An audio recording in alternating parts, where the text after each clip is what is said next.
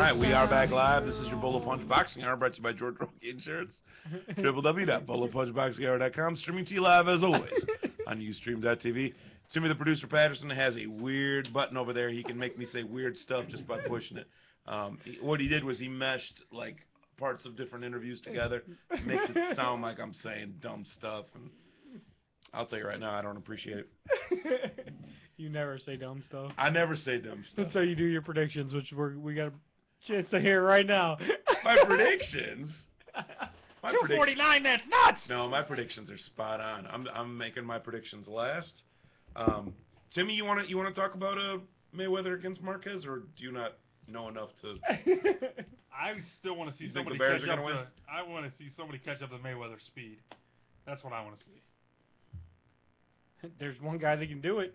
Marquez was able to catch up with Pacquiao a couple times, and a lot of people think that he did better than a draw in the first fight. A lot of people think he did better than the draw in the second fight, and better than he got a loss in the second fight, not a draw. So I was gonna say it's not like there was a draw both times, but and it definitely wasn't a rubber match either. Don't email. It's still hard to pick a guy that drinks his own urine, but. This portion of the show also brought to you by Urine Luck Lemonade by Marquez and Company. Mayweather, if there was any time to pick against Mayweather, it's right now too. I mean, he's coming back after a long layoff. There's definitely points in both favors. You would think that, but Mayweather, his major problems have been his hands. You take that long layoff, his hands heal up, and he's ready to fight. I mean, I can't pick away from Mayweather. As much as I boosted up Marquez right there, I'm going to go with Mayweather. I didn't know you were zigging and zagging, jigging and jiving. I didn't know where you were going to end up. So you're going with Mayweather. By decision. By a decision. So you think it is going to go the 12 round. All right. Timmy, what do you got? Yeah, it's going all the way. Mayweather's speed, though, he's going to win it. He'll outpoint him. So I got Mayweather by decision as well. All right. What are they saying on the chat, or are they? Not yet. No picks? Not yet. Guys, I'm challenging you right now. I want to see them. I want to see official picks on there right now. We're about 48 hours away from the actual fight. The undercard at least will be going on right now. You gonna be over at Nestor's, Tim, for that? Yeah, I should be. I know it's exciting undercard. We got Chris John and Rocky Juarez, their rematch, yes. Which those Texas judges basically took one from Chris John in that fight. Juarez did look all right. We didn't say anything to David Diaz about that. I believe that they're actually kind of buddies, Rocky Juarez and David Diaz. But well, there's the whole Olympic team being on the same Olympic team and all. Yeah. And that'll do it. Michael Katsidis, he's on that same. Man, all guys I want to see fight each other, all on the same night. Awesome stuff. Love it. And there's even more guys on that probably are not going to be televised because they have De La Hoya or Mayweather's cards. They usually do televise. They stack them up pretty nice. They do televise quite a few fights. I mean, they almost have to when they're charging you $60. But I mean, they got some bigger names on there this time. I wouldn't say what I wanted to say. Last time we seen Pacquiao fight, the names on the card weren't quite the superstars that we're getting to see this time. True. That's a decent point to make, because Pacquiao is with Top Rank, and as cool as Top Rank was, they like to put separate pay-per-views for those other guys. They don't like to put them all on one. Well, yeah. Why wash your hands completely when you can just wash the thumbs? Save the rest for another day. I mean, yeah. Bob Arum made some really dumb comments this week about MMA, calling it, white trash and. Well, that was sexual and. Yeah, and then Mayweather made some comments about it being saying that it's basically because white boys can't box. Yeah. Well, hey, whenever Bob Arum says something dumb, leave it to Mayweather to say something dumber, because I'm not letting that man say the dumbest thing in there about MMA. Yeah. At least Roy really respects the sport, so I mean, I don't know. It's highly interesting to me, but when it comes to an actual pick, here's where I break out. I'm going Marquez on this one. I've been watching this 24/7. That means we're right, Emil. I've been watching 24/7. I don't think it's the urine that's going to do it. But what I'm basing this on really is the sparring sessions that I've seen that Nacho Beristain has been running, and how easily he put that weight on, and how he put that on. He didn't put it on in the middle at all. It's all shoulders and arms weight. He's rising up 2 weight divisions.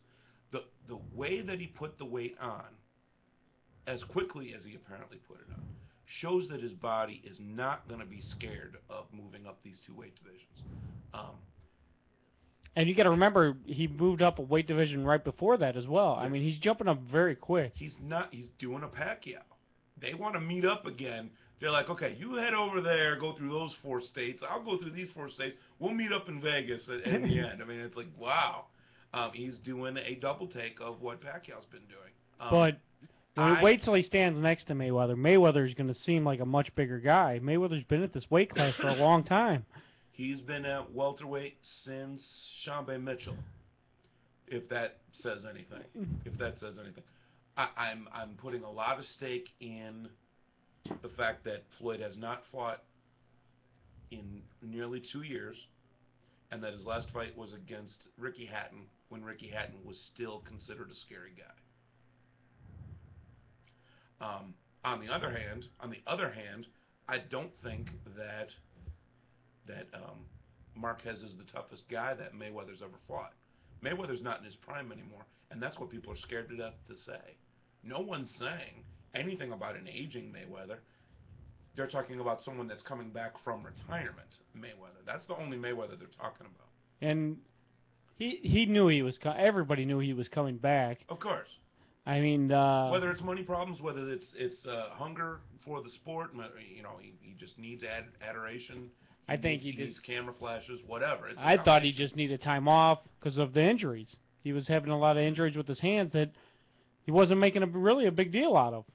I mean, a lot of guys that make a big deal out of their injuries, having your hands tore up like he was having to have them dipped in I don't even know what it was. It was some kind of plastic thing to help him heal. It was sort of wax. Yeah. It was sort of a hot wax. Yeah, and they were showing on 24/7 even that he's got his own hand doctor. Yeah. This Mexican gentleman, a hand doctor. Who has that? Mayweather does. I mean, Tim should get one. But yeah, Mayweather. He should get a pair of gloves. Yeah, Mayweather's got one. Is Marquez the best fighter that Floyd has ever fought? I know you're gonna throw some names out there that I can't think Diego of. Corrales is better. You think he's better? Diego was never ranked number 2 in the world, pound for pound. You know, I've never been one to care all that much about pound for pounds, because honestly, I would put Paul Williams in front of Pacquiao, and Paul Williams is never higher than 10, 9, or 8. It depends on what weight class Paul Williams is fighting at. If Paul Williams is fighting down at welterweight, it makes a difference. That's why he needs to be, because he's the wild card in 5 divisions.